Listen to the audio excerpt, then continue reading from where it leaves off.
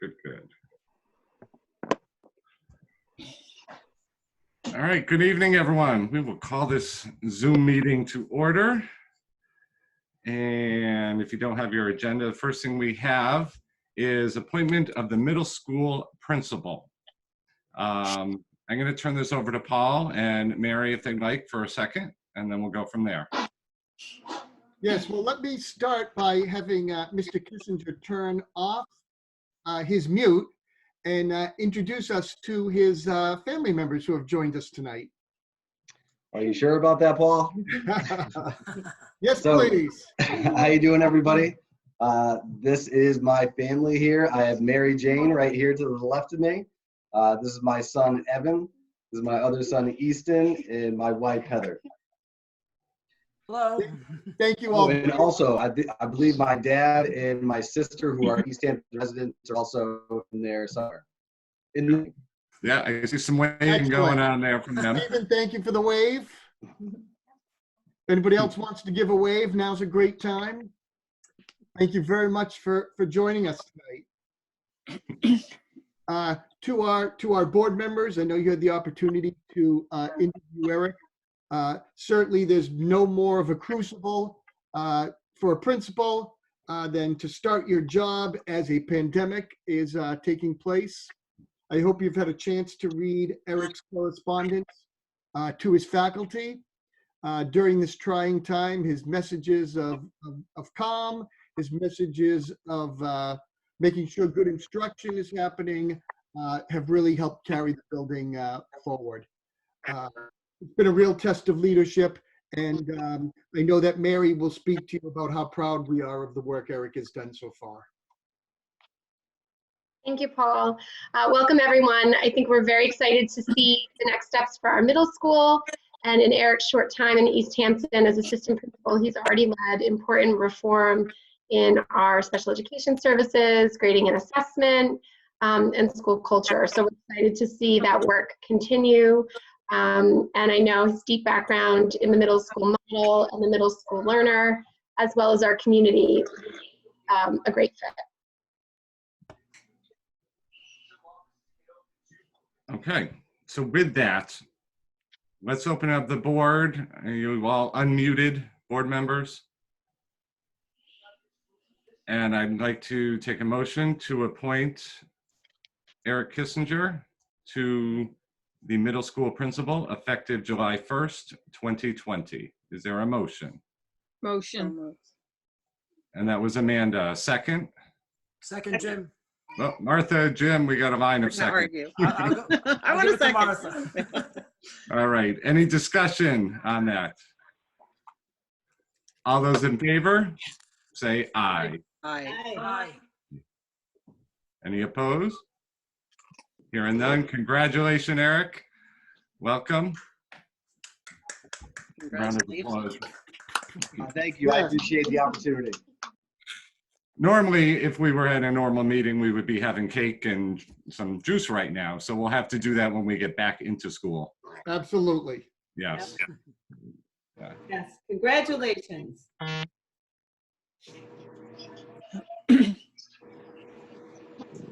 All right, moving on. Interboard liaisons. I think Barbara from the town council is here.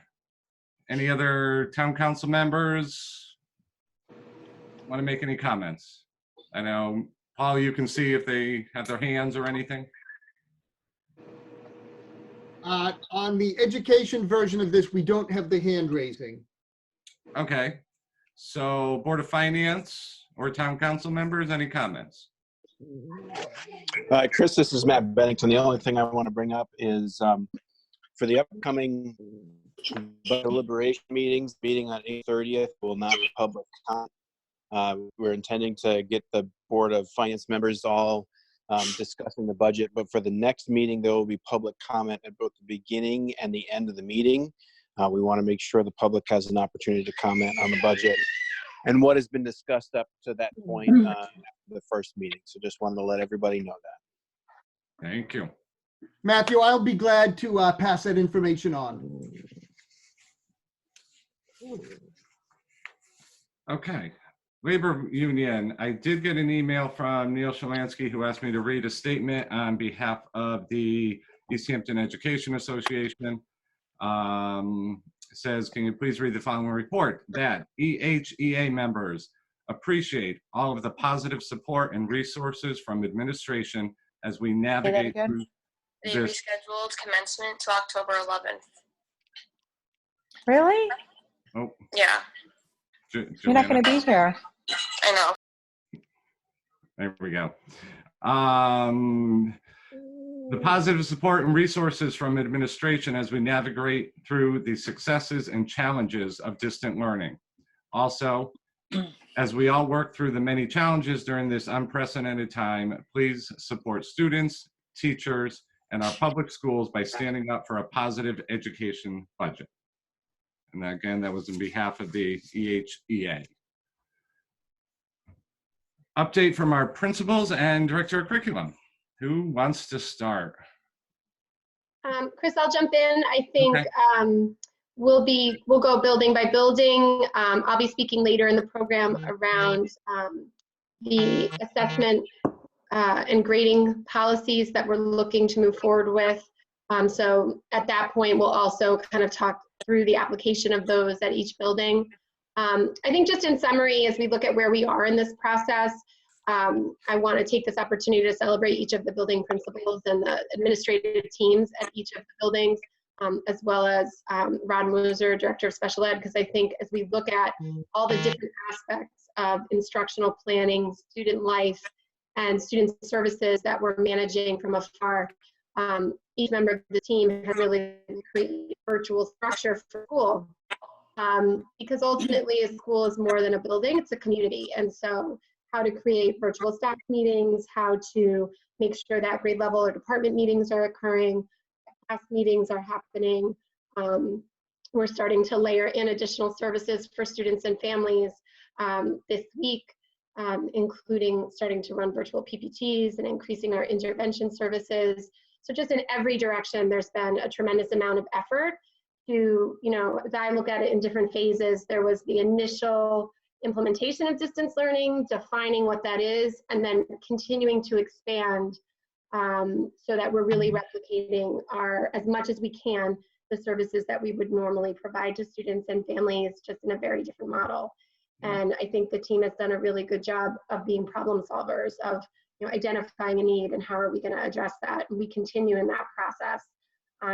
So just as they lead in to speak to their individual sites and how they're supporting students at various developmental stages, I just want to recognize their efforts to really provide that structure to their school communities, to teachers and parents, and to continue to reach out to families who are navigating these very new circumstances. Okay. Thanks, Mary. I'd like to take the time to just celebrate our teachers. While I appreciate Mary's words, I think the teachers have done such an amazing job navigating through these unique circumstances by first and foremost supporting their learners and their families at every step. But we've been really putting forth a great team effort, everybody leaning on each other and really making the most of it. And trying to have some fun while doing it too. I'd like to shout out the Hines family for capturing this nice virtual background for me. There truly is always a rainbow over Memorial. Also, I had some fun today with a first grade class. We had a Google meeting, and it was stuffed animal day, so I brought Spot the cheetah to that meeting. We also did open the doors only for drop-off of registration packets for preschool and kindergarten. So that process is back underway. So there's a lot of good things still going on at Memorial, just in a different way. Marie, how has attendance been for the teachers overall for the students? I'm sorry, Jim, was your question about attendance of teachers? Attendance of the students. Of students. The State Department of Education's guidance on attendance has changed as our attendance normally replicates this, is the school day. We're looking at that a little bit differently, and it's really around student engagement with work. And each building has a structure to monitor how frequently students are engaging with their teaching and learning. And so we're very pleased with the response that we've had from students and families.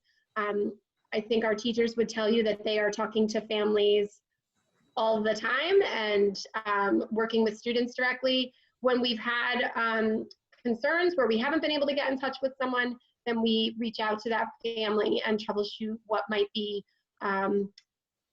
causing there to be an interruption. So I think we've seen at times where there's been some inconsistency, but again, everyone is really problem solving. So when we see that problem, we reach out, we look at what resources we can provide to support that learner. So, so the definition of attendance has changed a little bit, which I think is important to note, but in terms of student engagement with teaching and learning and family outreach, we're seeing really positive contact and strong numbers in our tracking systems. So if a student is not with the teacher for a specific period of time, but they make up their work in some other fashion by I think you used the word engaging, does that count as an attendance, a check mark for attendance? Yep, we will not be reporting typical attendance to the State Department of Education of students during this window of time. However, we are using their guidance, which is student engagement and student learning. So we have adopted what we refer to as asynchronous system of distance learning, which means that the students and families do have some flexibility about how they complete the work. Because we know many of our families have parents who are working from home.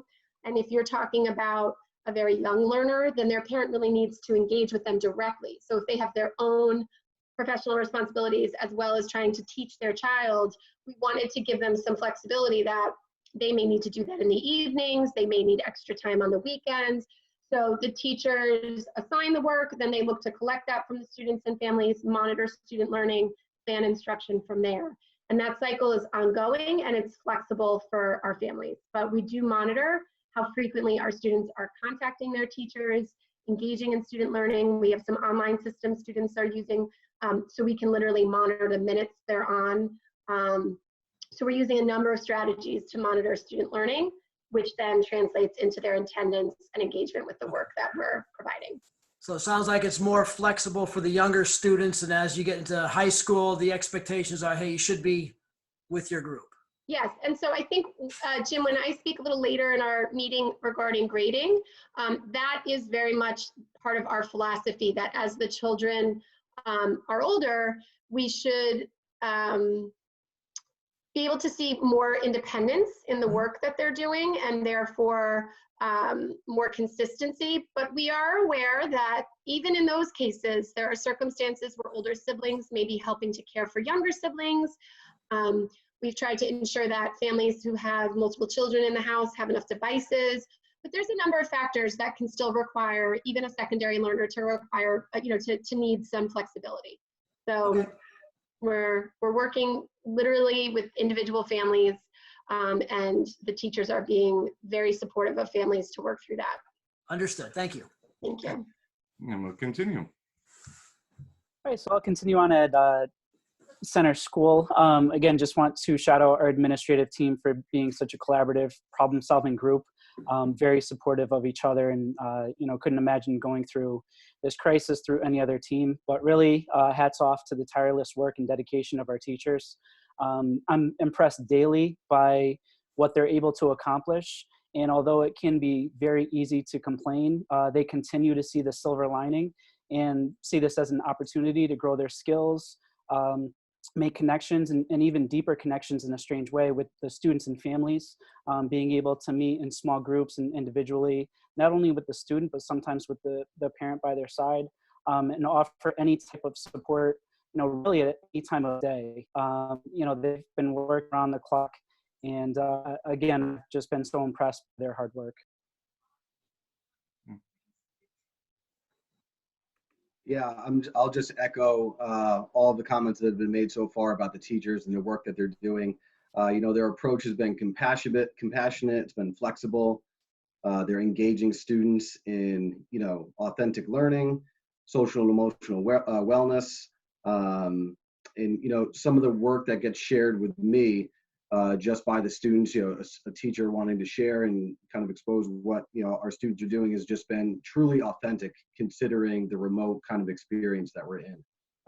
So they're doing great work, and we're really leaning on them heavily right now, and they're responding. It's great.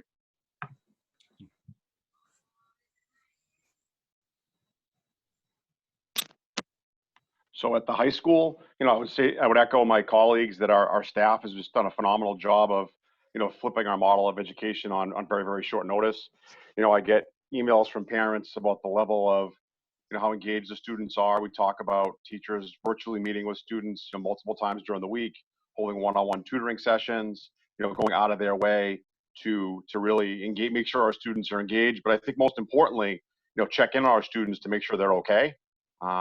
This is a challenging time for all of us. I feel for our senior class, having a senior in my own house. I understand as a parent what they're going through, in the sense of, hey, we're kind of struggling here. We're missing some of the really great parts about high school, and we're going to do everything we can to give them an authentic experience at the end of their school year, at the end of their high school career. The only place to do maintenance. Yeah.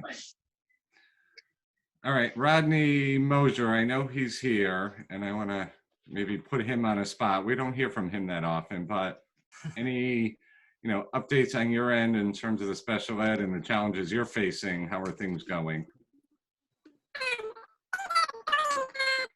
Oh. Is that Donald Duck speaking? Talking with helium.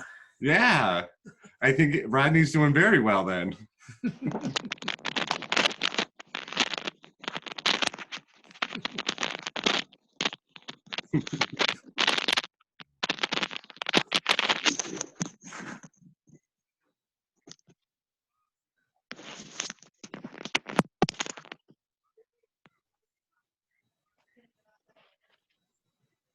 Not working? All right, Nope. we lost Rod. Okay, so we'll get back to you. All right. Now we'll open it up to audience of citizens. Anyone in the audience? We don't have hands, so if you can kind of speak up, we can see who's talking, get name and address. Sorry, can you hear me? Yes. Melissa Alford. Okay. I just wanted to say that I'm very much in loving, and it's a difficult situation, but I think that the principals in each building and the teachers are doing a phenomenal job guiding everybody along. My kids are both very engaged in their work. My younger one had a Google Meet with her class today, and it was supposed to last about an hour, and the teacher stayed on with I think 4 or 5 kids for an extra half an hour because they were engaged playing a game. So that was just like an extra little, thing that they, got some one-on-one time with their teacher and some time with their friends. That was just really nice that we were able to join that today. So I just wanted to commend the teachers and the principals in each building for the work that they're doing right now. So thank you all. Thank you. Any other comments?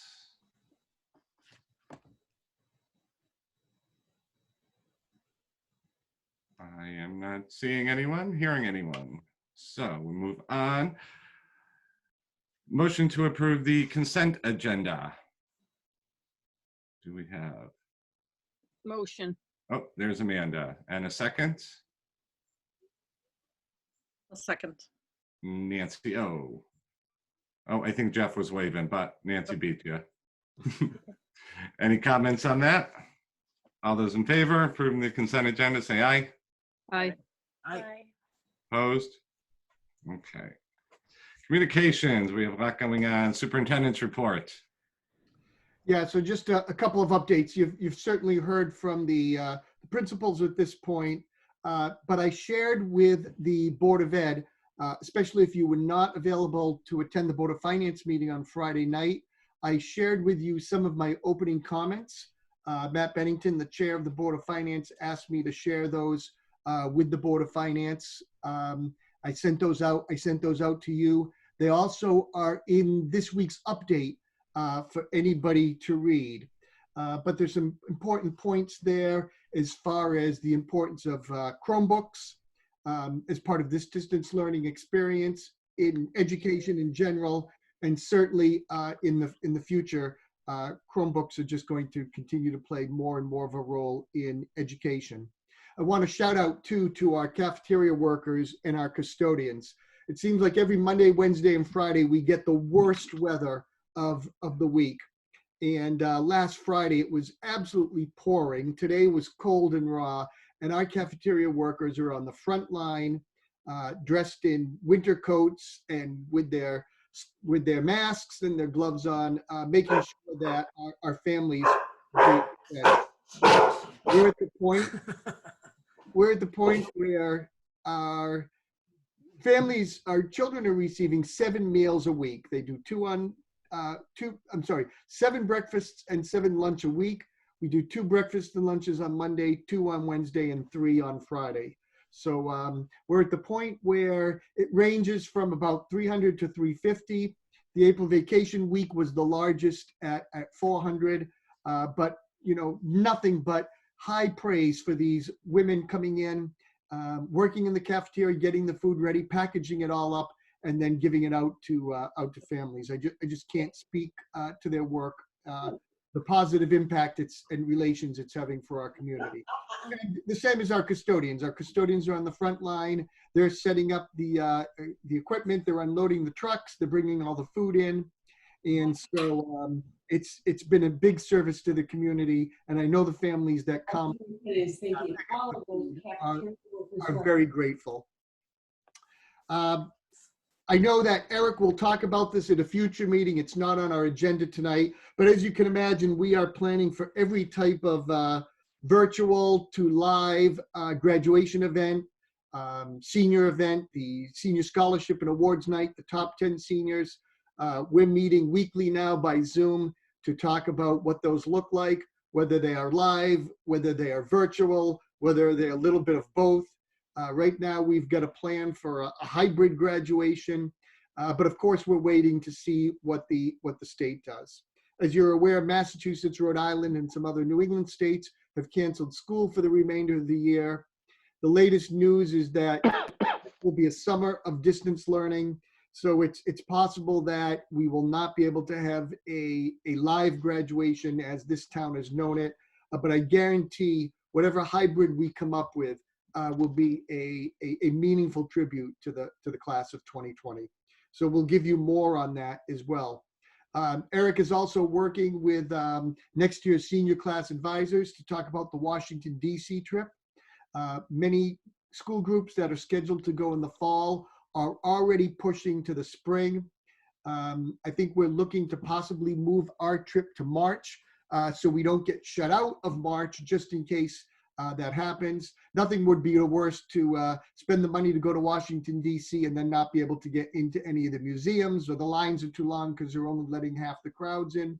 So I think we're on the cusp of deciding that next year's Washington, D.C. trip, because it is an important tradition to us, do it in March and just give ourselves a little bit more time in that area. The crux of this, before I go on to budget updates, the crux of this portion, I know Mary and some of the principals are going to bring you up to date on our grading policy. Based on the State Department of Education, who has given us guidelines, I think we've come up with some a nice solution on what grading looks like during this time. So Mary, I'm going to turn it right over to you and let you start that presentation. Okay, thank you, Paul, and thank you everyone for your patience. I know I forwarded some of the documents I'm going to reference, and I sent them first in Google, so I hope you got them as PDFs. And I just want to acknowledge that this has been definitely a process, and it's still a little bit underway. So there are some things that we are still refining and working with teachers with, as I'll talk about as we go through the process. So I shared with you our extended distance learning plan, just because I think, that document was written on March 25th, which, hard to believe, is a month ago, feels longer, which really laid out our philosophy and approach to distance learning, which I was referencing a little bit earlier in our conversation, that we feel it's critical to maintain only the best in educational opportunities in this format, but to provide for flexibility and honor the fact that families and students are managing a number of variables at this time, and that we as a school district are looking for strategies that we feel will deliver the best to our students, but that also acknowledges the range of experiences within our community. So I'm not going to spend a lot of time on the extended distance learning plan. I know Paul sent it to you back in March. Sure, you've looked at it, but it's just sort of the foundation. I also shared with you the guidance we received from the State Department of Education. It's dated April 7th. It was actually emailed out to superintendents the next day on April 8th. And that is their guidance on grading, graduation requirements, etc. So I think it's important to know that that came to us as a school district and really informed our process. But the document I'd like to spend the most time in is the East Bay Public Schools Extended Distance Learning Grading Plan. And when we move through that document, it begins with an introduction to you and to all stakeholders who will access this document as we look to pivot this aspect of school and the work of schools to this new reality for what we hope is a temporary period of time. So there's a timeline that I provide early on explaining that this was something we knew right away was going to require modification. For a number of reasons. We've completely transformed the service delivery model for education, literally in a day in East Hampton, and that is a process that everyone, students, families, and teachers continue to grow into and gain proficiency with. But another key aspect of assessment is being to ensure that a child has had access to the instruction, and that then ultimately when they take an assessment that we can monitor that assessment environment and make sure that the variables that we can control, we do. And that is really not possible in this environment. And we really looked to partners that we work with on a regular basis around assessment to help define what our approach was going to be. So early on, we saw the state of Connecticut was sending a clear message to school districts that this was not business as usual. They requested a waiver from the federal government for their state assessments that ultimately speak to federal expectations around school district accountability. They requested that waiver and it was granted. And so all of our typical spring assessments to monitor annual growth were eliminated. The SAT, facilitated by the Connecticut State Department of Education, every spring was canceled. The College Board continues to say that they will not hold the SAT until it is safe to do so. The College Board did provide for modification to AP tests. So those will move forward, but in a very different model. They're typically 3 hours a test, and this year they're 45 minutes, and they are condensing those assessments to only measure what students would have learned through March. So we saw right away there was going to be a lot of change to assessment practices this year. Our statewide superintendent group, CAPS, was requesting guidance from the State Department of Education about grading as early as March, and it came in April. I pulled a quote from you from that document that I think really summarizes what we believe is necessary in this format in order to work collaboratively with our families, but also acknowledge how different this is. So the state talked about, they really encouraged district to focus priorities on student engagement and learning. And they recommended that school districts adopt a locally guided pass-fail protocol. So this really matched a lot of our internal conversations about what was going to make sense. We have been meeting regularly with our colleagues in area districts. Paul and I attend the Middlesex Consortium meetings where we discuss these kinds of challenges with our colleagues in Portland and Cromwell and East Haddam and Middletown and Middlefield, showing sense of consensus amongst districts. I personally have reviewed the grading plans in Durham, Middlefield, in Portland, in Cromwell, and we are very much aligned to those plans. We've been working collaboratively.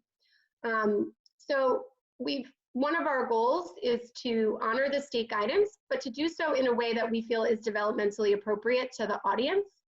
So a pass-fail option, that kind of language, we didn't think was, for example, what we'd want to tell, a second grader, like you passed or you failed, felt a little harsh.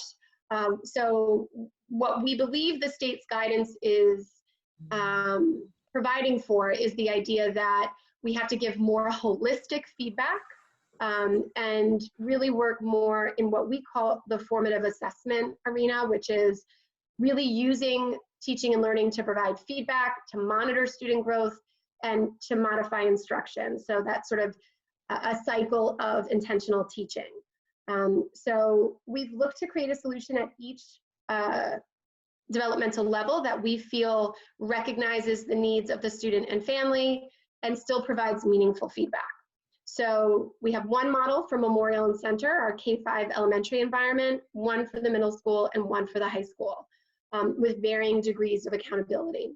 What I can say before we go into this is that at every stage, students are getting feedback from their teachers on a regular basis.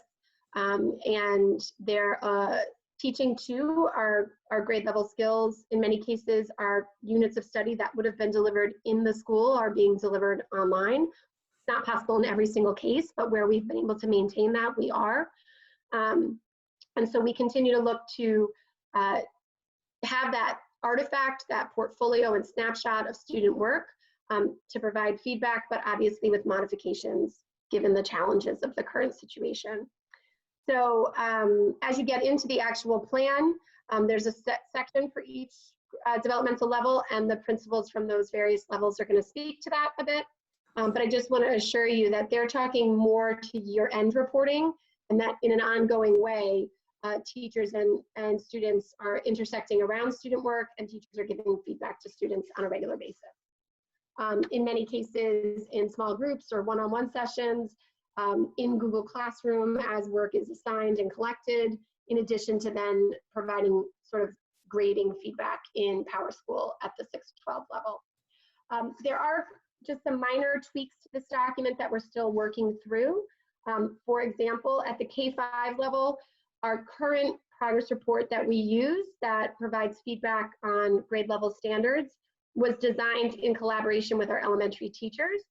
So we have a K-5 progress report committee that really, our teachers work closely with the administrative team to define and design that whole process. So the administrative team has started to work on our year-end process with input from a staff survey that we did on April 9th, but we're still going to take it back to our progress report committee this week. And it would be, you know, I wouldn't move forward with something without giving the K-5 teachers the opportunity to say this really meets our need. So this is our initial draft at that level, but I'll work with that committee, Chris and Andy and Brandy, to make sure that everyone feels that it's going to capture the necessary information.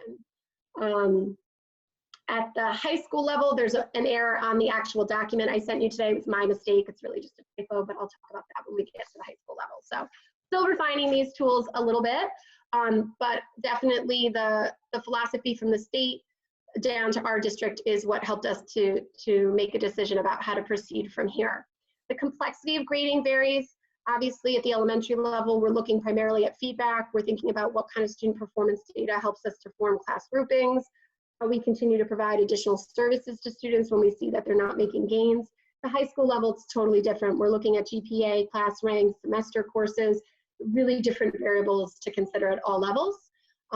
So that's another factor in writing different plans for different levels. Does anyone have any general questions about the approach, the state guidance, or anything I've said to this point before we move into those sort of elementary, middle, and high school explanations, which will be led by the principals at those levels? I actually do, Mary. Sure. Have the criteria for retentions changed at all with this? Has that been discussed at all? We do have a process where teachers work with administrators on that. It has not, because I think there is an understanding across the educational community that this is going to be a situation that's going to require us to modify curriculum in the fall. The other reason is because some of the tools that we would normally use to formally assess student progress to inform those decisions are not available to us at this time. So I think right now that might be the kind of thing that we look at as a next step. So we've sort of established how are we going to grade and assess, and then there will be further cascading issues that come out of that will require us to finesse our process further. That is one that I could see being an area for ongoing conversation, but a lot of that will be determined depending on whether or not we go back. If we go back May 20th, we might be able to capture some assessment data. That would we'd have to weigh the pros and cons of that. But there's a number of factors that are still impacting those kinds of next steps. Thank you.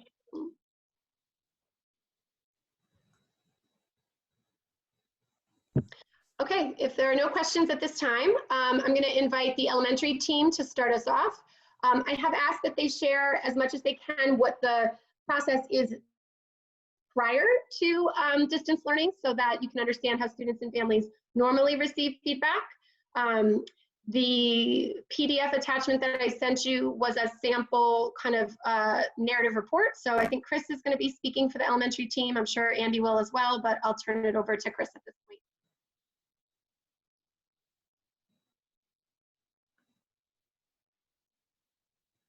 You're muted, Chris. Thank you. Thank you, Mary. So when it is business as usual, we follow a trimester schedule where we're reporting on year-end standards. The cycle is that sometime towards the first week of December, we have the end of trimester 1. That's followed by a progress report that is sent out to families. On the heels of that, our parent conferences to discuss progress. And then we move into our second trimester. That ironically closed the final week that we were in school together. So luckily we were able to kind of close and turn the page on trimester 2. We did have those parent conferences. We were able to have conversations with families about progress up to that point. And essentially trimester 3 was the start of distance learning. When we do mark our standards, it's on a scale of you know, are they meeting, exceeding, progressing towards that particular year-end standard? So obviously we felt that with distance learning, and especially at the elementary level with our youngest learners, there are so many variables in terms of what is the expectation of independence as a student at home, and what are they able to accomplish independently. If you're looking across the scale of kindergarten students up to at center school 4th and 5th graders, obviously it is a great variance, but a tool that we're trying to create to make sure that we capture not only and honor not only the work that they've done throughout the year. You can see in that sample document, and I'm not sure if that's pulled up or if we're able to look at that on the screen. It was sent to the board members in advance, Chris. Oh, okay, perfect. So if we are taking a look at that particular document, the goal is to provide feedback to our young learners in narrative format that celebrates the development, obviously, of the whole child. We're not just looking at academics. We're looking at the development of social, emotional, time management, you know, all of the pieces that go into making a successful student and member of society. Ultimately, we want our students to receive feedback at this level in a form they can understand and digest. So it's twofold. The narrative format is for families, you know, obviously, but also for the students, so that if a young learner was receiving this particular narrative, they could read through, they would have some ownership of that learning, know where they're successful, but obviously also know where we have some areas for improvement. So anytime we're giving feedback, it's most impactful to be as personalized as possible. Within that particular document, you see there is a memorable moment section where teachers can provide a personal connection. And that at the elementary level, I think, is what our teachers and students are missing most. It's such a, it's an extension of the home when students come into the elementary classrooms and spend sometimes 4, 5, 6 hours with that adult Monday through Friday. So we felt that honoring kind of those special moments and making sure that there was some reflection on that, and provided again a connection to the teacher without that formal kind of goodbye, which I think we're all expecting that unfortunately we won't have a chance to say in June. And finally, we want to honor the work done in distance learning, but at the same time be mindful of the varying environments of our young learners. Comments here will focus on specific artifacts completed in distance learning and highlight and celebrate learning in this unique environment. Thanks, Chris. If I could just add, I know we celebrated our teachers earlier. I'd like to do it again, just as Mary mentioned, this cycle of intentional teaching, they are collecting artifacts on a daily basis for our youngest learners. It's pretty cool to see how a kindergartner is showing their teacher what they're working on in a given content area, and then seeing the response that they're getting from our teachers, and then our teachers are using that information to forward plan for each and every one of their learners. You know, just thinking about this summative report and another connection to what Mary already shared, we are limited in what we have for tools to be able to assess the learners the way we would if we were in school. Although their efforts are tremendous in this distance learning environment, it is different. And I think our families should be commended for their participation, their flexibility, and we're really looking forward to celebrating the year, and in particular this distance learning experience for trimester 3, a really warm narrative to families. Thank you, Chris and Andy. I think one of the things that we're hopeful too is that this really honors, like I said, we did survey the teachers back on April 9th, and when I reviewed the results and shared them with Paul, I said there's some real clear feedback, and one at the K-5 level was that they wanted us to be really thoughtful about how we provided feedback to our families, just because they understood that everyone was, the students in particular, really trying to adjust to something very different, and that everyone is working as a partnership, as a team, to deliver that learning to our youngest students. So any questions for the elementary level? Okay, great. Then next we'll move over to the middle school. And the middle school, again, thinking of this as a progression, we're starting with this narrative report. At the elementary level, I think typically our families really enjoy parent conferences, and so really looking to give them that opportunity to hear from the teacher at the end of the year. At the middle school, starting in grade 6, grading naturally shifts and is now available. All of the individual work is available to students and families on PowerSchool, and our families are used to, and our students are used to accessing information on student learning in that environment. And so we're looking to, again, continue with the theme of providing feedback that's actionable for students, but also kind of honors this unusual set of circumstances. So with that, I'll turn it over to Mr. Kissinger to talk a little bit about what was in place and how we've shifted the process there. Yes, and I'm sorry, I thought this was just going to be cake and ice cream for this meeting. I didn't realize I was also going to be working a little bit, but just, but no, going back to, you know, what we have designed previous to all of this pandemic happening. You know, we went through a bit of a grading reform in the last year or so, and it's been an evolving process. And what we had was we were grading students in 3 different categories. And those categories were achievement, and then we had some academic habits of success, and those were active learning and homework. Each of those categories had its own separate worth and its own separate cumulative value when it came to that final grade. So when we were looking at and breaking down those 3 categories, our first one, achievement, which is worth 70% of a student's grade, that's where we are measuring students on a performance of understanding. So in a traditional type of assessment, that assessment could be, you know, a test, a quiz, a lab assignment, a writing assignment in ELA, a reading comprehension. It was really measuring students' performance on a skill or content understanding. We asked that our teachers had at least 5 of those data points throughout a quarter. We have, you know, we're working on a quarter-based system at the middle school. And again, that was worth 70% of a student's grade. The reform that we really started to get into was kind of teasing out some of these habits of success, these academic habits of success that I was talking about earlier. So that would be active learning, you know, measuring a student's engagement on kind of an everyday kind of way. So, you know, if I was in my social studies class as an 8th grade student, you know, a teacher, if there was a classwork assignment, they could give me a quick active learning grade on that. So how on task I am in that assignment or how engaged I am in the work. And, you know, with those, we asked that our teachers had at least 9 data points. So there's roughly 9 weeks in a quarter, at least one of those grades per week. And that was, again, kind of measuring a student's engagement in overall kind of classwork and class assignments. Then in our content area classes as well, we were giving homework assignments. And we would ask that a teacher would have a minimum of 9 of those again. And the homework category was meant to kind of capture a student's academic habit of engaging in any type of practice or review type of assignments at home. You know, really we were grading these for completion rather than always accuracy. And, you know, again, a minimum of 9 data points for those.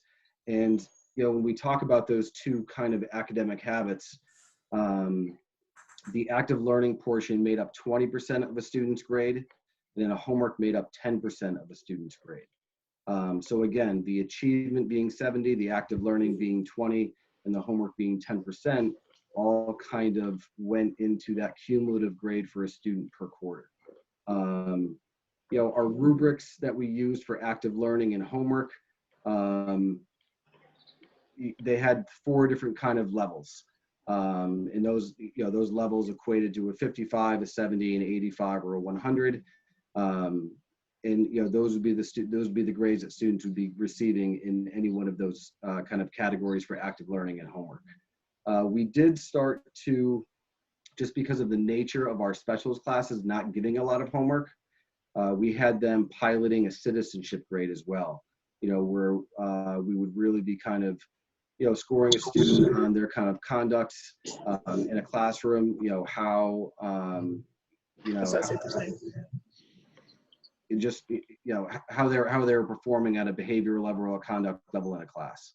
And that's kind of what made up our model previous to kind of us going into distance learning. You know, our goal from the outset of all of that was to really design a system that separated academic habits and to have students see kind of the direct correlation between strong academic habits and then them performing on an assessment.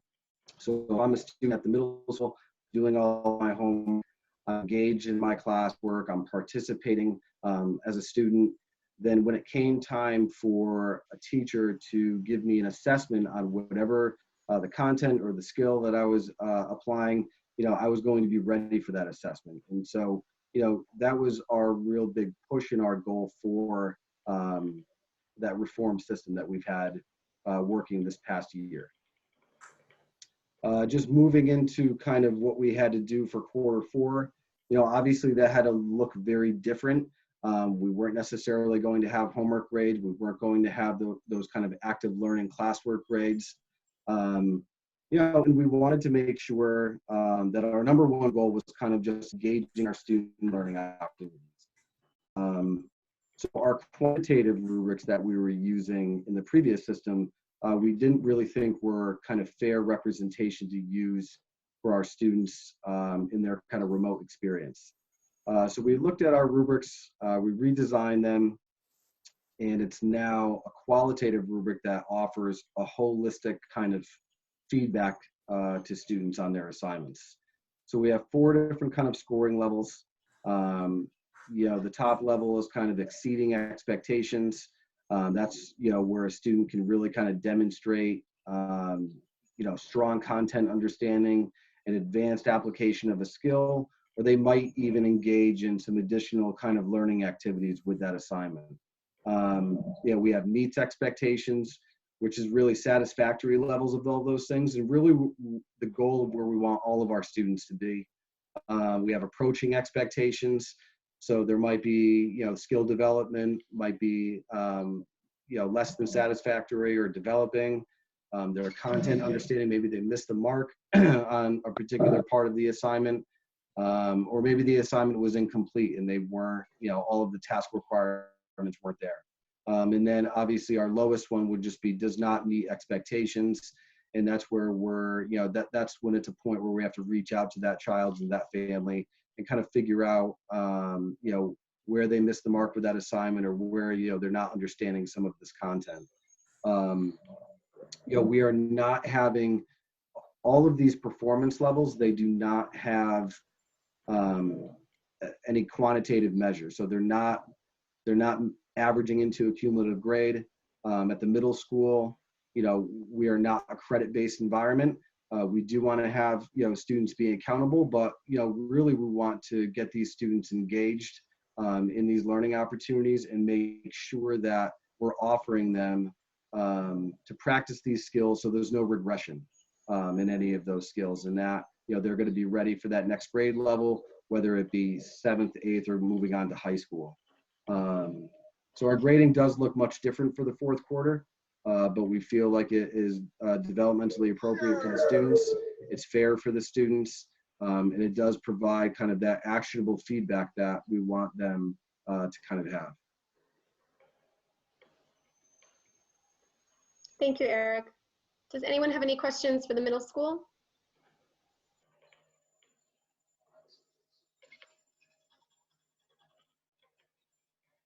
There we go. Just one, and I think you started to address. There was a issue earlier with the Power School and what was showing up in terms of grades, and that's all clarified, correct? Yeah, I can absolutely speak to that. You know, sometimes when we're working within Power School, you know, there's parameters. You know, it's a software application, and what was happening was that when we were giving these performance levels of does not meet expectations, approaching expectations, and so on, we were kind of handcuffed, and we had to assign a number to it, rather than just being able to assign, you know, kind of qualitative language. And so when we were giving students a 2 out of 4, for instance, it was showing up 50%, when that was not kind of the idea or the intent that we wanted to communicate to students. Rich Fielding and I kind of went back to the drawing table. Rich did a great job of kind of going in and manipulating Power School a little bit so that we didn't actually have to put those number assignments in there. Instead, now we are able to kind of provide students with just those kind of qualitative measures of exceeds expectations, meets expectations, and so on. So that problem is fixed. I know it did create a bit of confusion, you know, but it is resolved, and we're happy with the product right now. I think that if I can just jump on a Power issue, a student information management system, you know, they're not necessarily designed for this kind of pivot at a quarter change, and so we had to work with them a little bit to get some more information about how they were creating flexibility, because our district is now own and need to adjust from quantitative measures to qualitative measures, and so we were fortunate that they were already working through that. So that adjustment has been made in Power School. It's also why there's a couple things we're still, as we look ahead to the high school, kind of, you know, wrestling with in Power School, making sure we can adjust it so that it reflects the student experience that we want to prescribe. So those systems can sometimes take a little work to resolve. I think we have resolved it at the middle school in terms of how that system works. And so if you look at our elementary level, students and families are really going to get that qualitative feedback at the end of the trimester. Teachers will continue to coach their students and provide feedback in between. At the middle school level, students are going to be getting that feedback on every assignment. So again, as I look at the progression across buildings and across learners, there's increased feedback from elementary to middle, and gives us this unique solution for quarter 4 exclusively. If there are no other questions, I would turn it over next to, is there is there, what is the intent after this whole distance learning thing is going on? Is the idea to stay with the standards-based grading or to go back to traditional grading models?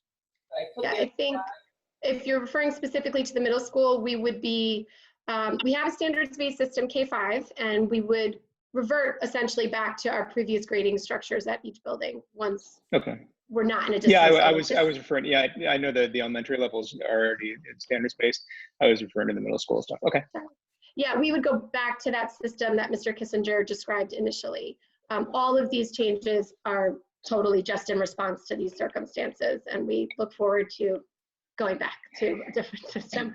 Obviously, I think, you know, Jeff, I'll honor though, I think one of the concerns we all share as citizens is just what kind of hybrid situation, you know, the future is unknown to us. And so we have decided, I tend to be someone who's forecasting ahead, what are we gonna do? And Mr. Smith is good at helping me maintain focus to what we have to do right now.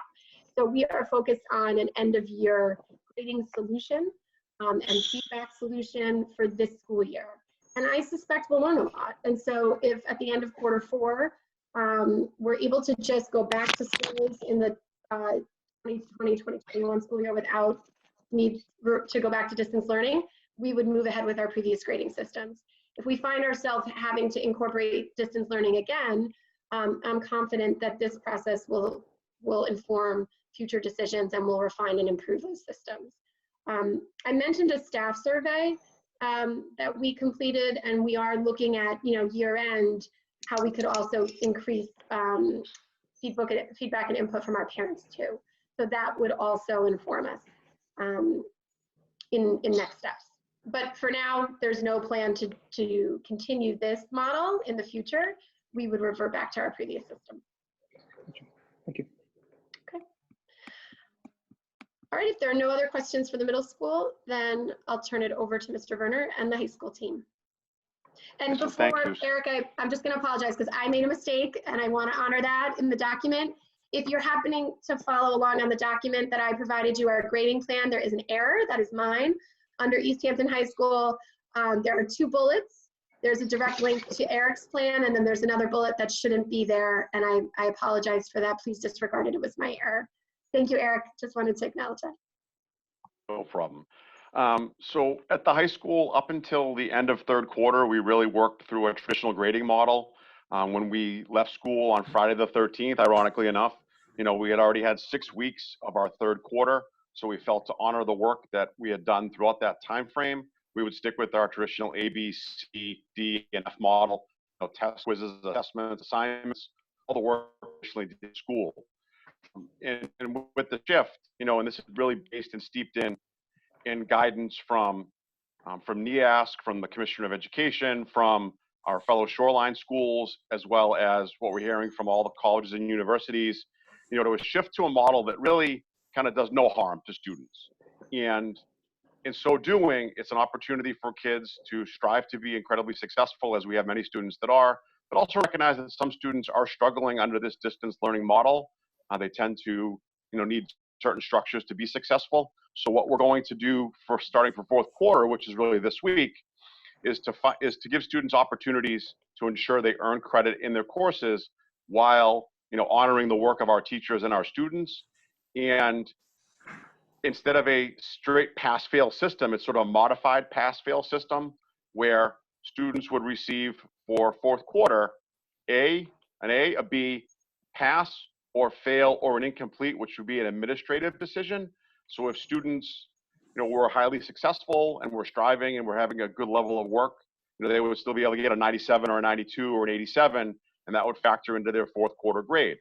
But to really do no harm to our students, you know, if students, you know, of this would have a pass-fail system so that we would ensure that they're learning, achieving, maybe at a different level, but still able to earn their credit. And I also believe in that model of doing no harm. You know, if students, in concert with their parents and their guidance counselor, want to opt in to a traditional grade, say they're challenging themselves in an honors level class that might help their GPA, they have the opportunity to opt in to say, I got a 73 in my AP US history class. I want that to be reflective of what my real grade is, or what my grade is, excuse me. You know, they have the potential to do that. And that would also play into or lay into, based on our guidance from, again, those agencies I discussed, not having a traditional system of final exams as we've had in the past.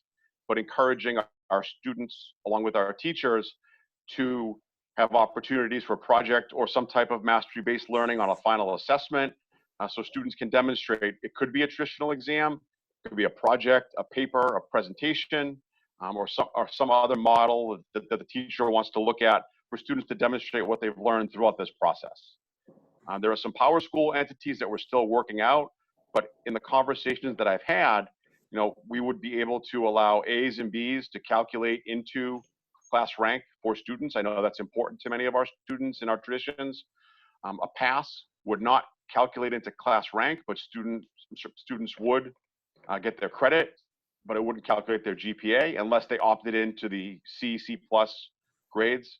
And then if they failed, they wouldn't earn credit. And that would be the case regardless of our grading system.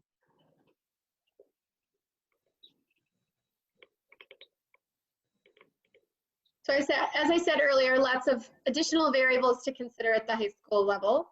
Are there any questions or areas that just wanted to review with the high school? I just have a quick question. What's going to be done about the capstone projects? Are they going to be presented in some way to the public like they were at mid-year? So I'm working with the capstone teachers. I'm sorry, did I interrupt you or? My computer froze, I'm sorry. We're working with the capstone teachers to have students present. It won't be in the forum like we've done with the expo, but to present in some way, shape, or form individually to the teacher themselves, or maybe through a Zoom with a cadre of teachers as part of the end product. Our goal right now, because many of our two of our main capstone teachers are also teaching with some AP courses. We're kind of working through them getting students ready for the AP exam. And then after that, they've met that benchmark. We're going to plan out what that would look like. But ideally, they would present, and we have to figure out the form. It could be something like in a Google Classroom or Google Meets where 3 or 4 teachers, myself, maybe Mr. Warner, some counselors, and some adults can view them. But it won't be the traditional expo that we've had the last couple of years. Okay, thank you. So the AP exams are moving forward then as well, normally Yes, as, I guess. They're going to be very, very different. They're going to be a 45-minute open-ended essay question. The students won't have it in advance, but it's actually an open book exam. My oldest is a senior. He's taking an AP Gov exam, so I'll be peeking over his shoulder just to see what it looks like. I'm very curious as to what it's going to look like this year, but they're, with the exception of computer science, which we offer, that's a portfolio the students have to present, and AP Studio Art, which is still a portfolio. Students present. Every other exam is a 45-minute open essay question for students. And the College Board is different. treating those the same way as the College Board is treating those the same as they always have. Okay. What about Yes, the ECE? ECE is, they're allowing students up until the very end to choose to go pass fail, just like the UConn students are. But our students right now have not discussed that, and we'll review that with them again. We're getting constant updates from ECE about those policies and practices, and that's one of the things we're in line with what they're doing. Great. So the kids are still reaping the benefits of those various programs. Yes. Great. In the green plan, when you get into the additional information, there's links and resources, including a video resource we just received from the College Board today directly to students and families of AP students that we'll be pushing out, but it talks about the nature of the exam. And I think the College Board has really done a great job of responding in terms of the needs of AP courses. They've created a ton of online resources and connected, in addition to your AP teacher, there's other web-based resources for kids who are in those classes. And I know the State Department of Ed worked really hard, the commissioner with the Connecticut college and university system to reach consensus about how they would treat courses in any courses coming out of high school, but also ECE courses. And Eric has all of that information and has considered that as planned. And those teachers who are teaching those courses have that information as well.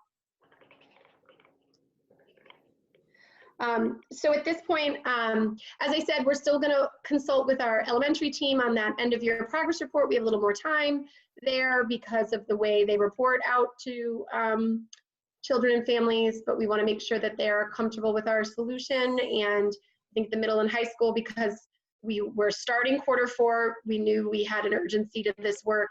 I know Mr. Werner is eagerly awaiting the opportunity to send out to his families the system. And we'll continue to troubleshoot some Power School issues and how we capture all of that. But I think Eric said it best: when we're committed to the do no harm mentality, and we'll find those solutions and work it out so that families feel like they get meaningful feedback, but feedback that incorporates an awareness of the circumstances that they're facing and just the wellness of our students as they adjust in these challenging times. We appreciate your thoughtful attention tonight and certainly welcome questions in an ongoing way. This has probably been one of the more delicate aspects to try and fine tune, but you know, again, questions are always welcome. Thank you. Thank you, We're going guys. to move on to the second part of the superintendent's report. I'm going to break this into two items. First, budget 2019-20, this current year budget, and then we'll talk about budget 2020, 2021. Let's go back to the start this year's budget. So if you were present at Friday night's Board of Finance meeting, what I mentioned to the Board of Finance and for those in the audience was that when it came to our capital request, which is part of the town's budget of $354,000, town manager, in speaking with me in advance, removed $100,000 from technology. And with the understanding that we would pre-purchase next year's technology with money left over from this year's budget. I think everybody is assuming that, you know, there's going to be a lot of money left over in this year's budget. However, you know, what we're hoping is that we are going to have some money. I'm not guaranteeing that it will be up to $100,000. Karen in the business office give me a daily update on what our exposure on unemployment could be. And our highest as of today is about $60,000 in unemployment that we will end up paying. If you remember Friday night, I told you that it was about 32 to 35,000. It's jumped to 60,000. That does not mean it will hit 60,000. Some of those we will be contesting, but we could hit as much as $60,000 in unemployment. That offsets what our biggest saving could be in the buses. But as you recall, through the CARES Act, we are required to pay every one of our drivers their full salary and a portion of those people that work for DATCO that assist us. So if DATCO has 15 towns, you take their business office, divide it by 15, and we would be responsible for a portion of their salaries. So Karen and I have been negotiating with DATCO. I'm going to bring you up to speed during executive session tonight on those negotiations. But between what we're going to owe just for unemployment and what we're hoping to see for savings in buses, I'm not sure we will have 100,000, but what I am pledging to you is that the first 100,000, should we have $100,000, that $100,000 will be used to buy technology for next year, since it already has been cut out of the capital budget. And if you look at the town manager's budget that I forwarded to you on page Roman numeral 4, he indicates just that. His quote is: "A reduction in the 2021 expenses related to the technology needs of the schools by bringing that expense forward into fiscal year 2020, utilizing unexpected funds from this year." So should we have $100,000, we would use that for technology. Above and beyond the $100,000, once we are clear of all expenses, certainly we would be willing to return that to the town. We're going to keep you updated as that, but understand this is just an extraordinary time, and we'll see where we end up with that. Do any board members have questions about that? Sorry, Paul, I do. I was just wondering if we had gotten any information about reimbursement for the meals that we are serving. We anticipate that we will be reimbursed for all of our expenses, minus obviously the cafeteria workers' hourly wages. But for the food, we are anticipating that we will be reimbursed by the federal government. Okay, thank you. But no plan on when that reimbursement would come through. No, but that would be credited to, even if it came in July or August, that would be credited back to this year's budget. Unless Karen tells me otherwise, but I'm sure our auditors would have that money go back to this year's budget. And since Karen hasn't turned off her microphone, I'm assuming that she agrees with me. She agrees with you so far. Okay. Karen, any comment on that? No, we're going to be reimbursed for all of the meals that we serve. It's hard to predict how much we'll lose in the cafeteria because, like I mentioned before, we're losing a la carte sales, we're losing sales to adults. We are incurring additional costs because the amount that is reimbursed is a flat amount, predetermined, same as we have for free and reduced lunches currently. So there is some loss, but now that we're up to 7 days a week, and as long as we can keep that going, our meals are going to be in the same range as the meals that we sold. But it's not as much income as we got before. And when I'm sharing losses too, I'm sharing our biggest loss will likely be unemployment at this point. Any other costs, obviously, we offset against the savings from transportation and any other anticipated savings. Let's move on to budget. Well, Amanda has a question. Yes, Amanda. I'm just, I'm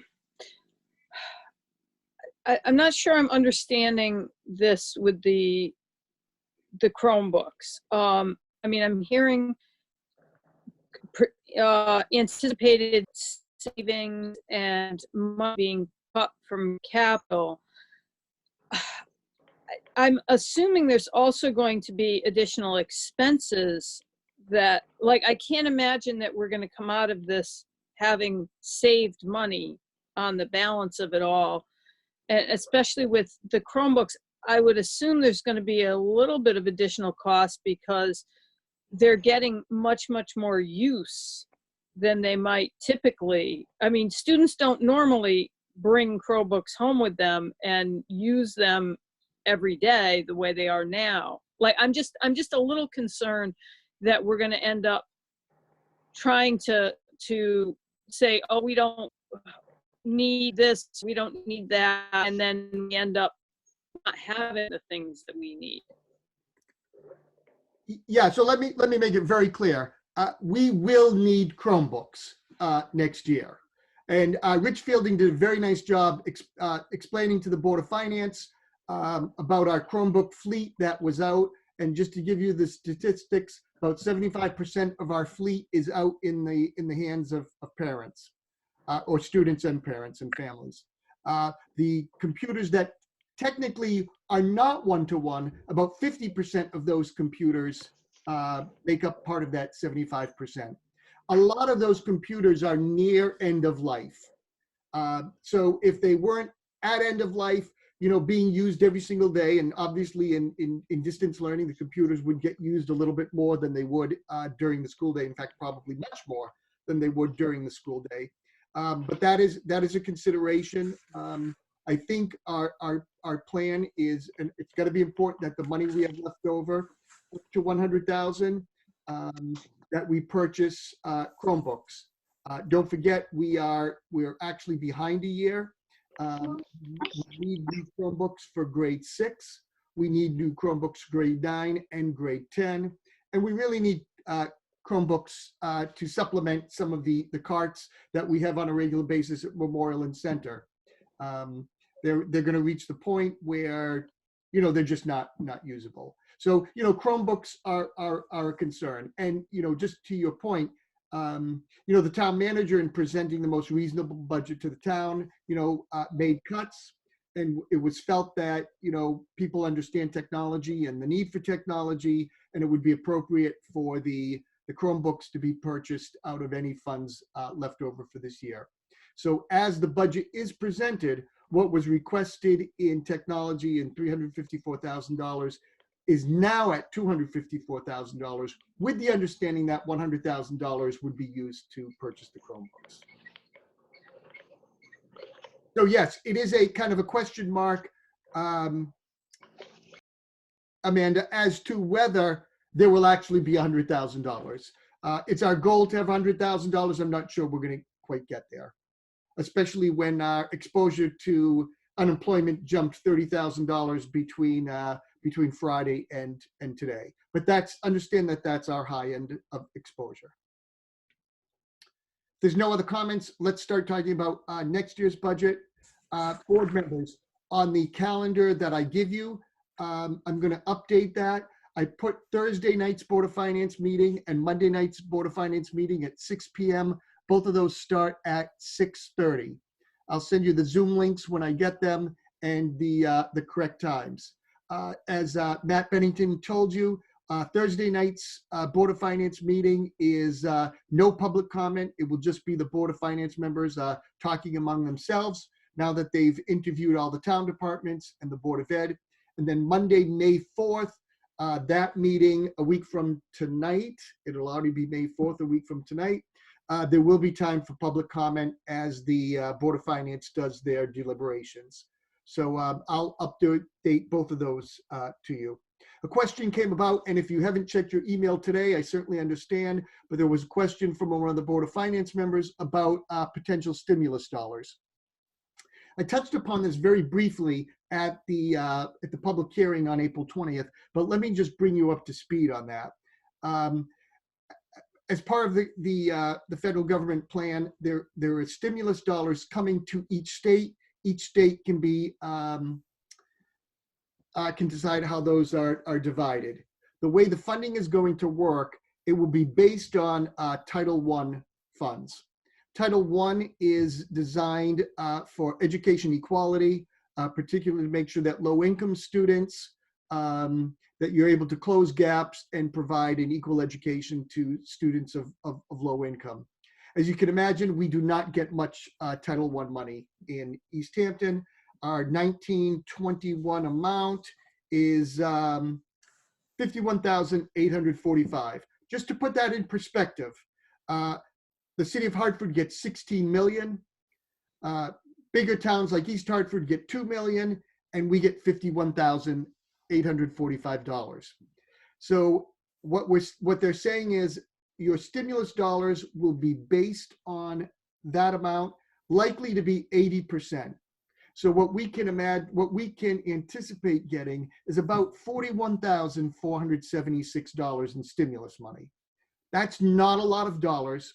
And we're not sure if since it's coming through Title I, we're anticipating that the expectations will be, and if you saw the email that I sent out, the priority for that money is to close gaps as a result of the distance learning of being out of school. It can also be used for mental health resources. It could be used for technology as well. But I think in our case, we are going to look to make sure that we use those funds to close educational gaps, particularly in the elementary schools. What that looks like, I don't know. What the strings attached to that money will be, we don't know yet. But $41,000, while it's nice, it's not going to hire a teacher or anything like that. And the last thing I wanted to share with you was I received a note from one of the Board of Finance members. It does not appear that this came through the chair of the Board of Finance members, but one of the Board of Finance members asked me to reiterate the town manager's request to you that you reconsider your budget in light of the new reality of a looming recession. The BOF is considering reducing the projected tax collection rate. Some of them don't feel it's realistic to expect the same stellar collection rate as in the past. This will have a negative impact on the mill rate, forcing it higher. These are desperate times. So I just want to share that with you. Of course, you are welcome to adjust your budget further, should you wish. Or you Can I ask a question on that? Yes. The finance director, I believe, at the Board of Finance meeting, and I know Matt Bennington, chairman, you're here, he was pretty confident and comfortable with the collection rate that he had presented. Is something changed that we don't know about? I think that's an ongoing discussion, Yes. Chris, on what we anticipate given the unknown circumstances of unemployment in the town. We're looking at a number of revenue scenarios. The 98.5 he's comfortable with given where we've been recently, but I think a number of members of the Board of Finance have raised the uncertainty of the situation as being a concern. Okay, so it's members of the Board of Finance. That's not coming from the finance director. That's correct. Okay, thank you. Sorry about that, Paul. Yeah, no problem. And, you know, really the last thing I want to say about the budget is, and if you read the letter that I sent to the Board of Finance from my comments and in today's update is, you know, we're in a difficult place. When we designed this budget in December and I presented it in January, it was not a budget that we designed to help us overcome what I think is going to be a devastating impact on our children. Their academic needs, their social and emotional needs. This is an extraordinary time. We didn't develop a recovery budget. We developed a budget that was reasonable and, you know, moved our district forward in a few areas by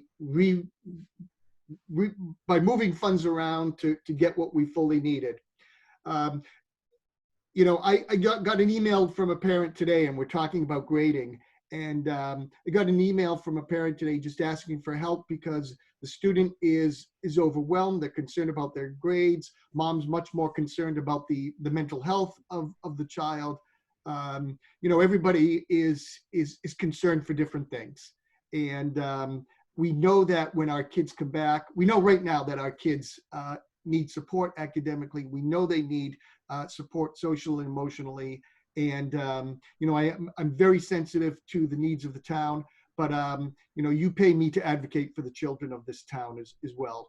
And I think our budget as it stands now does that. I would hate us to cut further. You know, back on April 13th, when we met, I was telling you how you could reduce teachers to get to a lower increase. And as we've gone through now, begun our sixth full week of distance learning, I am concerned. I'm concerned that we don't have funding for Chromebooks and we could find ourselves out in another extended second wave sometime in the fall. I'm concerned that, you know, our special ed students are going to come back. We're not increasing the number of special ed students to meet their gaps. And nowhere in our district do we have any teachers and a few paraeducators only dedicated to regular education student gaps. And we know that they are going to exist. So at the same time as, you know, everyone in this room, in this Zoom meeting is concerned about the economy and about our taxpayers. I just don't want us to forget the concerns that we're going to have for our children as well. Okay. Any questions on the budget? All right. Chris, Yes. can Yes, I just make the point that, you know, to what Paul is saying, when these gaps and the need, if we don't have what we need to address them, we're going to end up with more referrals to special ed. We're going to end up with more issues. I mean, this is extraordinary, you know, what kids are going through. And, you know, what Paul is saying with this parent being worried about her child's mental health, that's a parent that you're hearing from. You know, there are people that we're probably not even hearing from because they are overwhelmed. And to come back and like underfund or cut, I mean, not to make light of that it's going to be tough everywhere, but if we don't have what the kids need, and we don't have the Chromebooks, and we don't have, you know, you're talking about this Title I funding, mental health is going to be such a priority. I mean, you know, as a teacher myself and doing this remote learning, you know, I don't hear from students the way that classroom teachers do because I have 500 of them. But, you know, I had a kid responding with a video to me. The video prompt was for me, I asked them to tell me about the best part of their week. And it's kind of to kind of boost spirits. This kid started to cry during her best part of her week. She couldn't get it out. And this isn't a kid with, you know, that you would peg as extraordinary needs, or this is just really, really, really hard for kids. And, you know, there will be needs when we get back. And I just want us to really be like thinking of that. Yeah. And I think, you know, Paul and Mary in the schools are, it's just, like you said, the unknown. Yeah. We don't know what to plan for. I'm just basically kind of trying to boost that message. Yep. That it is real. Yep. Amy, did you have a question? Budget?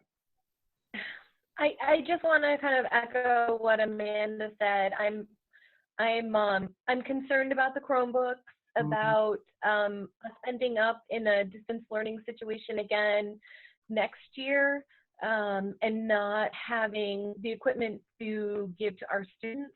I would also like to point out that yes, I think that we are all sensitive, but to what's going on in the community. But our task is to take care of our students. And I just would like to remind everyone that there's a $5 million surplus budget that could be utilized to help us in the general fund to make sure that we don't have to raise the mill rate, but still get our students what we need. If there was ever a time to use that fund, I really feel now is the time. Okay. And I know it's not up to us, but I would like to put that out there. Okay, thank you. All right, Paul, next up, enrollment update. Yes, so one of the comments in my update too was about enrollment. And just to give you a sense of our April enrollment is 16 students higher than it was in October. Some of that is obviously due to the fact that, you know, when preschool students turn 3 or 4, we add them into the program. So if you want to look at that sheet, if you have any comments, you can let me know.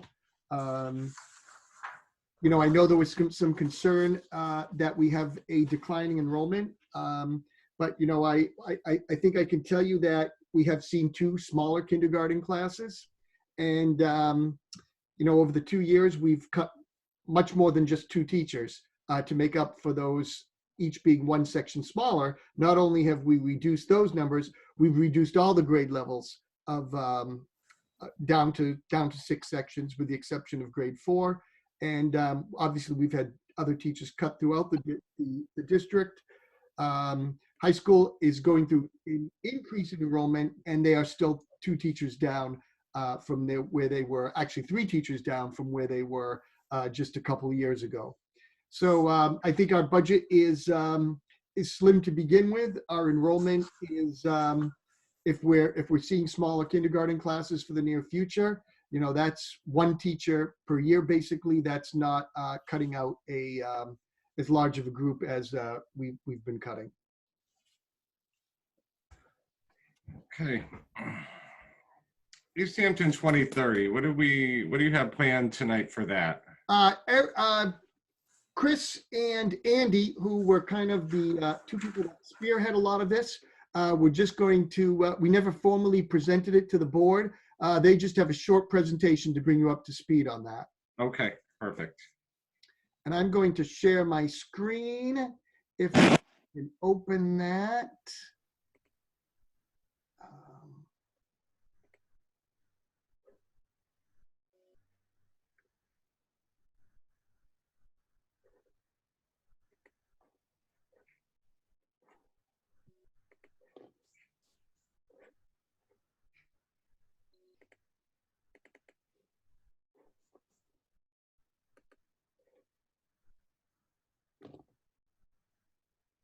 Sorry, I had it open and I've lost it. Give me 1 second here.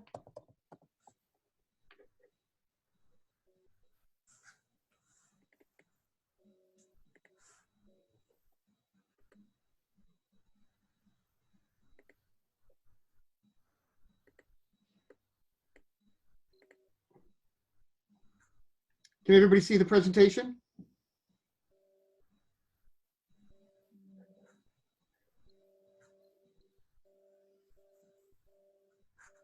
No, we're just seeing your email. Seen an email from here. Can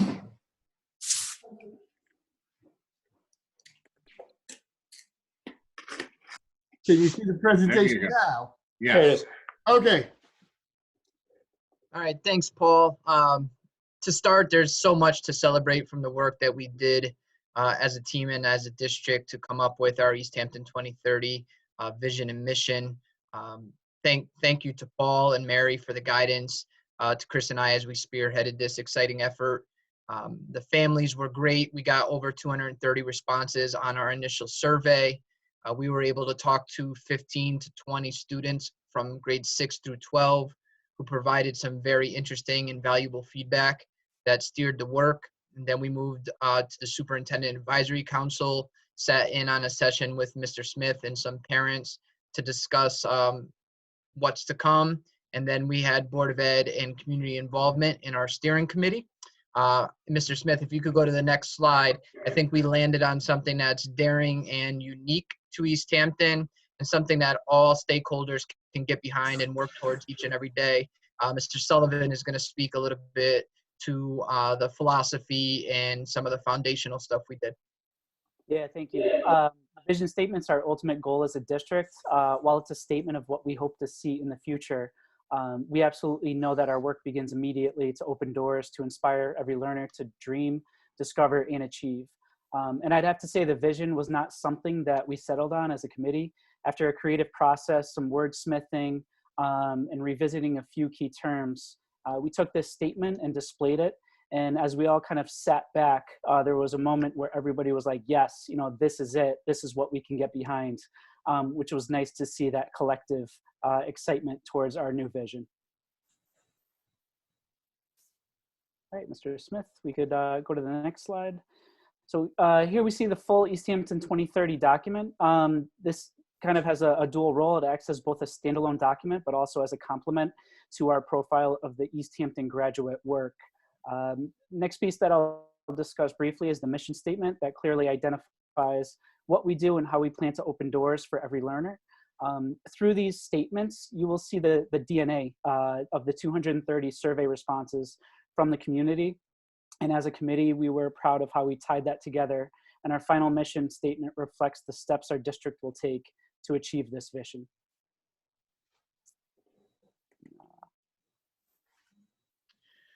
So one of the things we wanted to keep in mind while launching this new work was to honor the strong foundation and the work that had been done by teachers, stakeholders, community members to come up with East Hampton 2025. And then we also connected to the work that many teachers did as part of their Day 187 just over this last summer to take the profile of the graduate, dispositions, and really break them apart into statements. So we were able to kind of meld those documents together while trying to look and be forward thinking to create learner-centered statements that you'll see there. The top 5 of those really do blend in the East Hampton 2025 and the profile of the graduate dispositions. And then we worked hard as a team to add a sixth statement that is in line with civic engagement, because we thought it was really important to make sure that we were structuring something that provided opportunities for our learners to impact local and global future initiatives for themselves.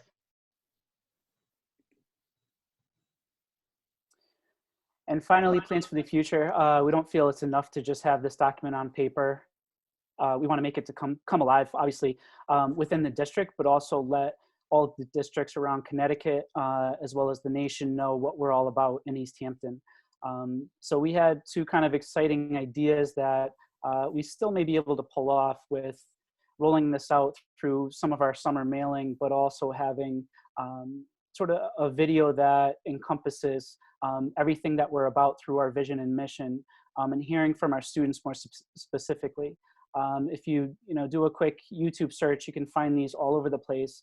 But there are certain videos that really stand out and showcase in the students' words, because that's obviously our most precious asset, what this means to our learners, and how we can develop this over time. So we're hoping that once we finally get back to normal, whenever that may be, that we can engage in this next step in making this document come alive. And we'll also be following Mr. Smith's lead at convocation. I'm sure this will be one of the main topics of discussion. Building principals and the rest of the administrative team will no doubt talk about this during our summer retreat and be tying in our building goals to the district vision and mission.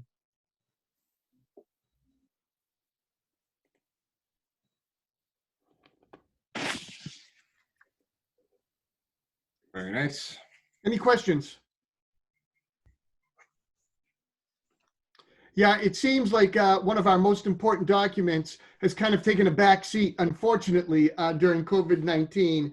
But I really wanted the board to see this and appreciate the work that was done. This is important work. I think we have a vibrant vision.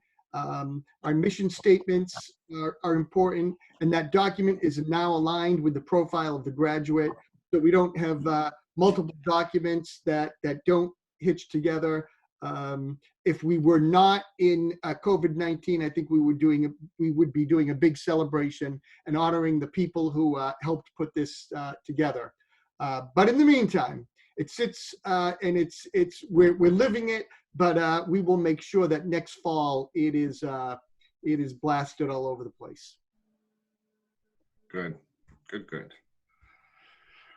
Unfinished business. We have a couple policies. Policy committee. Want to give any update on the first one, the ages of attendance? Any remarks or questions to the policy committee for that? These are, you did the first read of these back on March 9th. Yeah, way back. I don't expect you to have them memorized. Both of them were just legal updates to important policies. Thank you, Paul. So I was trying to dig up the information on my phone. I thought I'd make it easy for you. I printed them out and brought them home today. Okay, so do we have a motion to accept the recommendation of the superintendent of schools and the Board of Education Policy and Curriculum Committee and approve policy 5112, ages of attendance? So moved. Jeff, second. Second. Was that a Nancy O? Yep. Yep. All right. Comments, questions? All those in favor? Aye. Opposed? I don't think anyone. Okay. And the second policy is the homeless students. Any new info regarding that?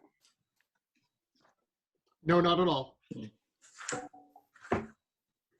So the same. Do we have a motion to approve policy 5118.1, homeless students? So moved. Jeff, second. Second. Jim? Questions, comments? All those in favor? Aye. Aye. Opposed? None.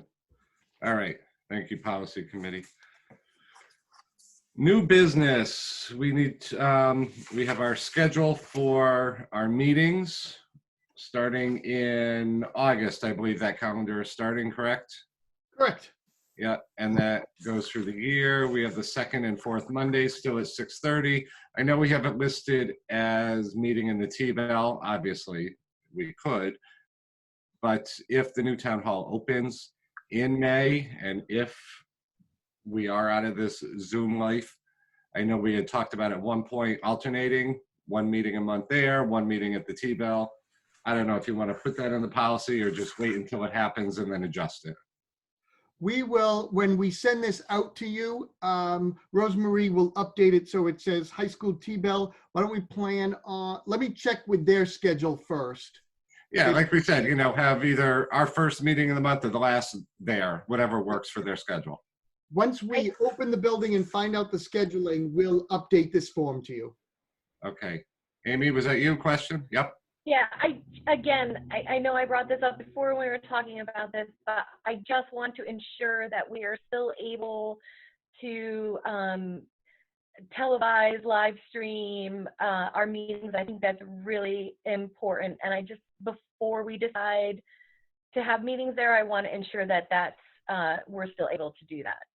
Yeah, were you able to get any update on that, Paul or Irene? I don't know if you're still here. Yes, Irene is here. We would need to bring our own equipment at this point unless the town has planning to purchase a camera and live stream equipment. Obviously, if we can't live stream the program, we would not hold the meetings there. I think the live stream is important. It looks like Irene has unmuted herself, so we'll let her talk. Yeah, I think it definitely is something that needs to be tested out, preferably, I should say, before we have a meeting there. Once the building is open, we could do a test live stream, and if all that works well, then, you know, I could give you guys feedback on that, and if there are any glitches, then obviously you guys could get feedback on that as well. Okay. Sounds good. Then do we have a motion to approve our meeting schedule as presented? Motion. Amanda, second. A second. Nancy K, she had her hand up quick. Any other comments? We got yours, Amy. Yes, we will check that out. All those in favor? Aye. Aye. That was unanimous there. Future business, we're going to continue update from the high school and any events happening. Anything else anyone, future business, wants to bring up at this point? Chris, in new business, I think 9.2, are we looking Oh, for? I skipped right over that. I'm sorry. Yeah, rewind. We need to approve. See, all this confusion. We forgot to approve our graduating seniors. Oh. So we have 119, I believe, is that right? High school staff, seniors on that list for us to approve. Yes. There's Mr. Verna. Thank you. Yes. I was frozen for a second. Sorry. You're Yes. frozen. Anything you want to say, you, Mr. Warner, Ms. Sullivan? I think you're there regarding this graduating class. You know, I'll start. You know, this has been my first year as a principal of a high school. I don't think I could have ever envisioned a year like this. But it's been it's a phenomenal senior class, and I'm really disappointed that we're not going to be able to have our traditional in-person ceremonies. But as Paul and I have both said, we're going to do everything within our power to honor this phenomenal group of kids. You know, they really persevered this year. You know, they had a lot of things. I think back to Tripoli in the fall, the basketball season not being finished because of our girls team being successful, and then now this distance learning. But just what a great class, and I couldn't think of a better class to be, my first graduating class at East Hampton High School. I'm really proud of the work that these young men and women have done and how they've persevered through a lot of things over their high school career. Nice. Yeah, I'd echo that. I mean, this is a group who's had to demonstrate resilience and a lot of changes at the high school for the past 4 years in their respect. So I'm hopeful that we can give them everything that they deserve as they transition into their next step. And I look forward to working towards to doing that for them. Hi, Caitlin. I would agree that one of the things that stands out most for me is the number of transitions that the class had even prior to their senior year. And so certainly in their senior year, whatever the things that we can do for them to make the remainder of it the best for them that are humanly possible. I know that's what we do in East Hampton and part of why I love working here. But I know that's something that I'm looking forward to us being as creative and like I said, just East Hampton-like in our way of making this the best and last quarter we can, given the circumstances. I have no reservations regarding that 117 members. Okay. All right, with that, do we have a motion to approve the proposed 2020 high school graduation list? So moved. Motion. I think Jeff and Amanda second. Yep. Any other comments or questions for them? All those in favor? Aye. Aye. Aye. Okay. Moving along, we're getting there. Audience of citizens. I know we have some people left. Open up to any comments or questions or thoughts. Before we do that, I see Rodney. I'm sorry. How's your volume working, Rodney? We never got an update from you on your end. How is that? Oh, we hear you. Better? Yes. Things are going well. You know, as all the principals said, the special ed staff are working very hard, connecting with kids. They're able to do a lot of one-to-one interactions. We just started the logistics of scheduling PPTs remotely. So we had some trainings on that the end of last week, and we're going to start scheduling that those meetings this week and start having those meetings next week. So things are going to get even busier for the special ed department.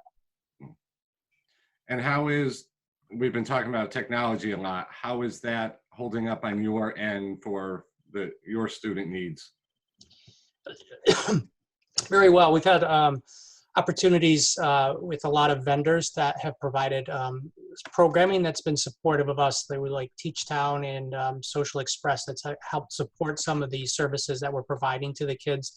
And you know, as Paul said, we were able to get Chromebooks, but we were also able to get a lot of iPads to some of our kids with more like intellectual type disabilities, autism, so they can interact one-to-one more easily with their other staff that work with them. So it's, I think, working out as well as it can. Good to hear. Okay, now I'll go back. Sorry about that. Audience of citizens, anyone? Just speak up so we can recognize you since we don't have the raise your hand button. Yeah, Bob Hine here. I just want to add one thing that, as a substitute, this has been extremely strange being away from the kids and the teachers this long and looking forward to probably all the way through till September if we're lucky to get back then even. It really makes me appreciate what we have going on up at the high school and the middle school, which is what I'm really familiar with. And now being on the Board of Finance, we'll see what happens this next couple of weeks. It's going to be interesting and maybe pretty stressful. And we'll go for the best we can do. And if anybody has any comments, criticisms, complaints, concerns, just email to somebody on the Board of Finance and we'll try to see what we can do. That's it. Thank you. Anyone else?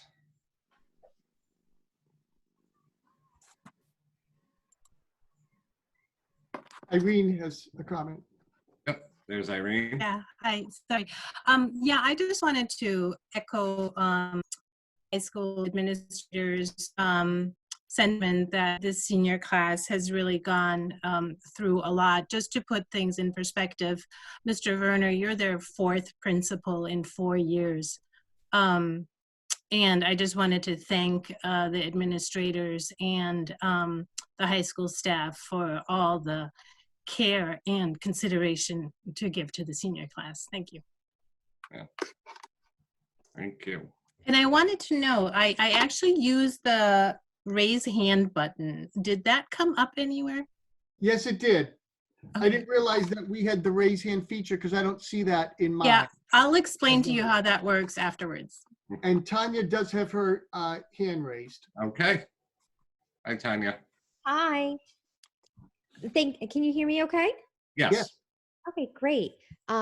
Thank you again for always using the latest technology, if you will, so that you can outreach to the many residents who may not be able to attend the Board of Ed meetings. So first, I wanted to say thank you. And second, Superintendent Smith, I do appreciate you bringing us up to date with the latest and greatest. And I really do hope that the Board of Finance does take into considerations that while we are going through something that we haven't never gone through before in most recent years, that we still owe the residents of East Hampton, including our students, the education and the support that's needed, especially during this time.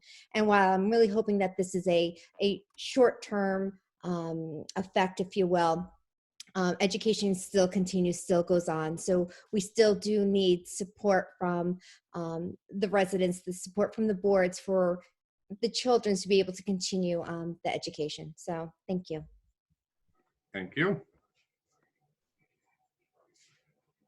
Any other hands?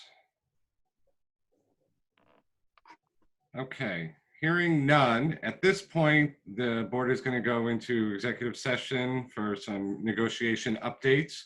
So thank you all for being here tonight.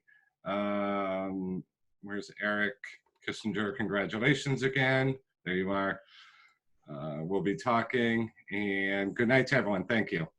And Chris, if you would invite the superintendent and oh yes, business yes, I'd manager like to invite our Karen Asetta and Paul Smith into the executive session.